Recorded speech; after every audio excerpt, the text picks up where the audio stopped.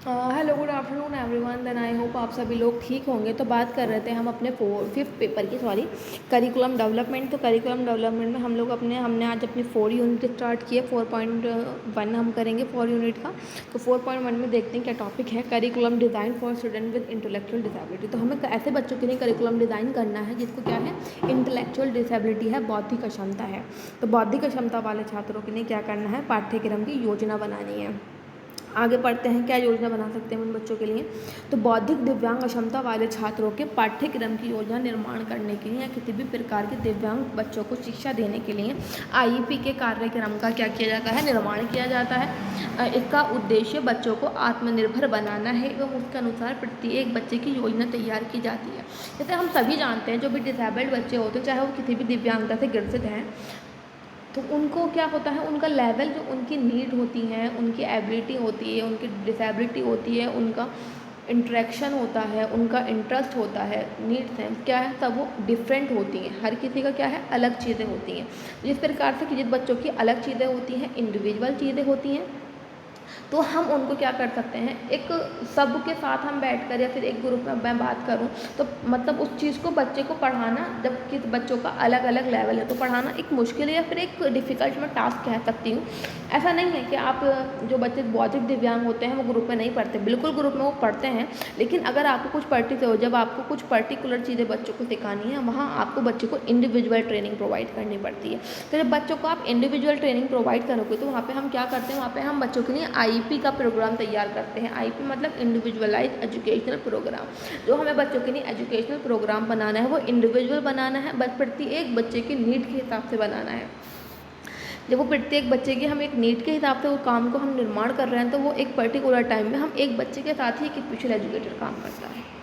अब आगे की देखें क्या लिखा हुआ है, इसका उद्देश्य क्या, उसका पर्पज़ है, उसका उद्देश्य बच्चों को क्या करना है, इंडिपेंडेंट बनाना है, सेल्फ डिपेंड बनाना है, एवं उसके अनुसार प्रत्येक बच्चे की योजना तैयार की जाती है। प्रत्येक बच्चे के लेवल और उसके इंटरेस्ट की बेसिस पे ही हम इंडिविजुअल रूप से बच्चे के लिए क्या है, प्रोग्राम तैयार करते हैं।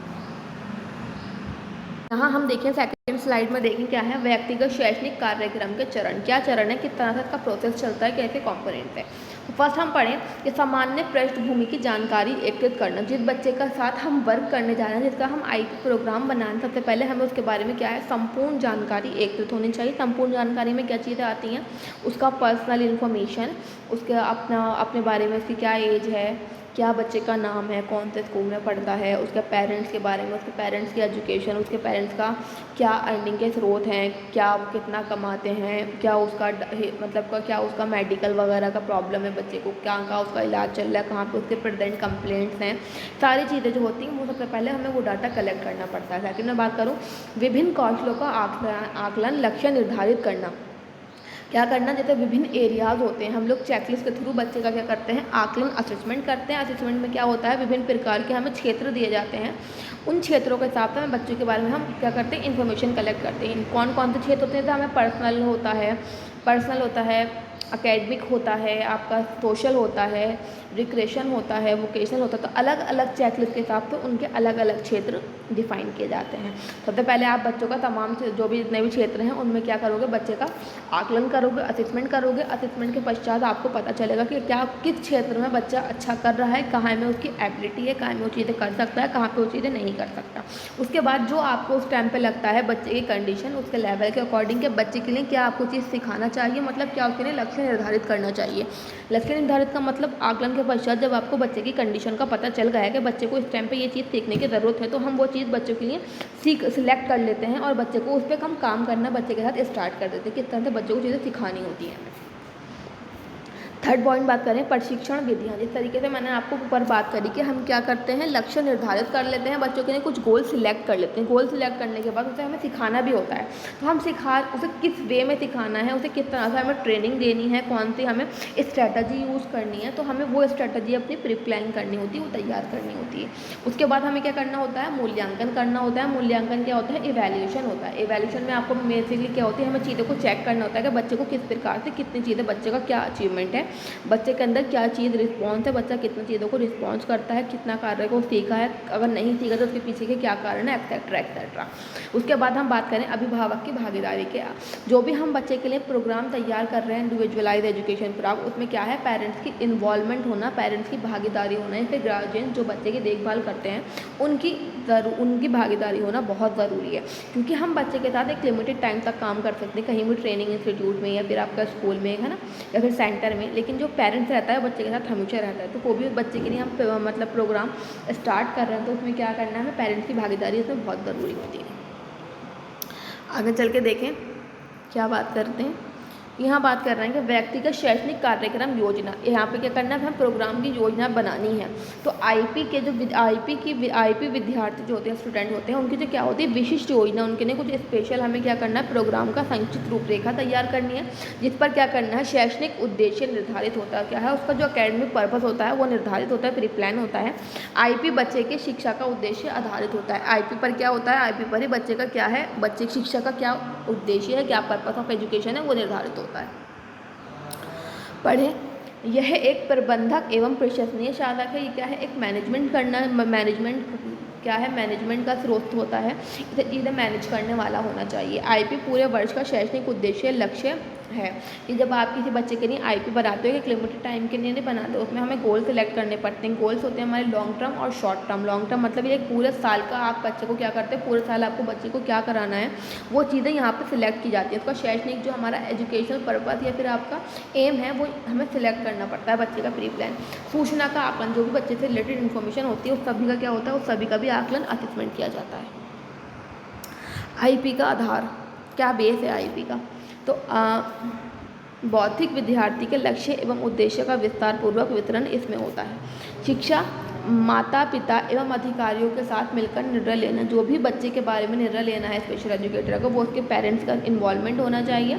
और जो क्या होना चाहिए, जो भी अलग प्रोफेशनल्स बच्चे के साथ काम करते हैं, अदर प्रोफेशनल बच्चे के साथ कौन कौन काम कर सकते हैं, जो अब बच्चे को हम सभी जानते हैं बच्चे के अंदर समस्या चल रही है, जब उसे समस्या चल रही है बच्चे के अंदर, अगर बच्चे को कुछ लैंग्वेज में प्रॉब्लम है तो उसका स्पीच थेरेपिस्ट जाएगी, थेरेपी है ना, स्पीच में प्रॉब्लम है। अगर उसके साथ क्या फिजिकली कोई प्रॉब्लम चले तो हम फिजियोथेरेपिस्ट का यूज़ करेंगे। अगर उसको कुछ संज्ञानात्मक कोई प्रॉब्लम है तो हम उसे साइकोलॉजिस्ट के पास लेकर जाएंगे। सोशल वर्कर होते हैं, फैमिली मेम्बर होते हैं, कुछ होते हैं मेडिकली इशू होते, डॉक्टर होते हैं। तो ये सब चीज़ें क्या होती हैं, सब लोग क्या प्रोफेशनल जो होते हैं हमारे आईपी के प्रोग्राम में शामिल होते हैं। इन सभी से सबकी डिस्कस करके बच्चे की कंडीशन डिस्कस करके बच्चे के लिए प्रोग्राम तैयार किया जाता है। बच्चे की ज़रूरतों को ध्यान में रखना चाहिए। सबसे पहले हमें काय पे फोकस करना चाहिए, जो बच्चे के नीड्स हैं हमें उस पर फोकस करना चाहिए। उस नीड्स को ध्यान में रखते ही बच्चे के लिए करिकुलम को डेवलप करना चाहिए। शिक्षकों के निर्देश बिल्कुल सरल एवं स्पष्ट होने चाहिए। जो भी प्रोफेशनल्स है या फिर स्पेशल एजुकेटर है, वो जो भी निर्देश देती पेरेंट्स को या फिर बच्चों को, वो बिल्कुल क्या होने चाहिए, सरल होने चाहिए, ईजी होने चाहिए और बिल्कुल क्लियर होने चाहिए। यहाँ बात करें आईपी की रूपरेखा तैयार करने से पूर्व शर्तें। जब आप बच्चे के लिए आईपी का निर्धारण कर रहे हो तो उससे पहले आपको क्या क्या शर्तें होती हैं। उद्देश्य स्पष्ट होना चाहिए। उद्देश्य मतलब जो आपका पर्पस है, बच्चों को आप काम सिखाना हो, जो बच्चे के सामने आप लक्ष्य सिखाने वाले हो, तो उसके पहले आपको क्या होना, आप पहले खुद ही क्लियर होने चाहिए, आप पहले खुद ही प्रॉपर होने चाहिए कि बच्चे को आपको क्यों सिखा रहे हो चीज़। लक्ष्य एवं निर्देश आपको अपना एक्सप्लेन करना चाहिए बच्चे और पेरेंट्स को दोनों को, और वो चीज़ लिखित में डॉक्यूमेंटेशन के रूप में भी होनी चाहिए। आईपी में बच्चे के वर्तमान कार्य का स्तर स्थापित है। जब भी आप बच्चे के साथ कोई काम करने जा रहे हो, प्लान के निर्धारित करते हो, उसका जो भी प्रेजेंट लेवल है, जो उसका है ना, जो उसका वर्तमान स्तर है, वो आपको पता होना चाहिए। आकलन की जानकारी एवं आकलन संबंधी संपूर्ण ज्ञान शिक्षक को होना चाहिए। जब भी बच्चे को साथ असेसमेंट हो रहा है, जो भी उसके साथ इनकी पर्सनल इन्फॉर्मेशन है, अगर पेरेंट्स इन्फॉर्मेशन को उसे शेयर करनी चाहिए, क्योंकि कुछ इन्फॉर्मेशन जो होती है, उसका जो डेवलपमेंटल हिस्ट्री हो गया, उसका स्कूल हिस्ट्री हो गया, जो स्पेशल एजुकेटर के पास आया हो उससे पहले जो भी हो किसी के पास हो, उससे रिलेटेड सारी इन्फॉर्मेशन पेरेंट्स के पास होती है। तो पेरेंट्स को बच्चे को जब आकलन करवाते हैं या फिर अपना कोई प्रोग्राम बनवाते हैं तो उससे सारी इन्फॉर्मेशन उसे स्पेशल एजुकेटर को देनी चाहिए। देन आई होप आपको चीज़ें समझ में आई होंगी। हमने क्या पढ़ा है, हमने करिकुलम डिज़ाइन पढ़ा है। करिकुलम डिज़ाइन करा है हमने ऐसे बच्चों के लिए जो उनको इंडिविजुअल नीड्स की ज़रूरत होती है, जो इंटेलेक्चुअल डिसेबिलिटी में बच्चे पाए जाते हैं। देन आई होप आपको चीज़ें समझ में आई होंगी। Then thank you for watching my video.